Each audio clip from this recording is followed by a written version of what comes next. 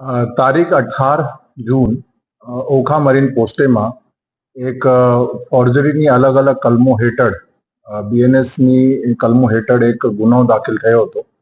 SOG દ્વારા એ ગુનો જે છે દાખલ કરવામાં આવેલ હતો. આમાં મેઇન વસ્તુ હતી કે જેટલા પણ આમ ઘણા બધા માછીમારો રૂપેણ, ઓખા અને સલાયાના એવા હતા જે જૂની બોટ ઉપર અમુક એજન્ટ મારફતે ખોટા ખરીદવાનો બિલ, ઈ વે બિલ એવા ડોક્યુમેન્ટ ઊભા કરીને એ લોકો જે છે ફિશરીઝ ડિપાર્ટમેન્ટથી જે છે એ લોકો ફિશિંગ લાયસન્સ અને રજિસ્ટ્રેશન લાયસન્સ જે છે મેળવતા હતા. એના આધારે જે છે એ લોકો પછી જૂના બોટ ઉપર આ બધા ડોક્યુમેન્ટ ઇસ્યુ કરાવીને ફિશિંગ કરતા હતા.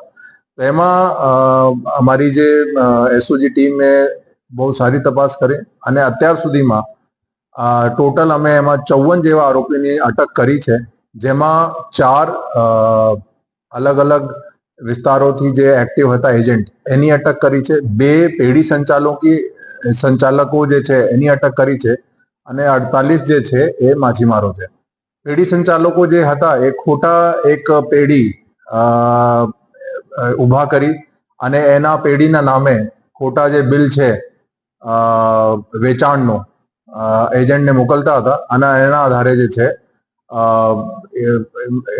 જે આપણા એજન્ટો છે એ લોકો પછી એ બધું કોલ અને ફિશિંગ લાયસન્સ ઇસ્યુ કરાવતા હતા.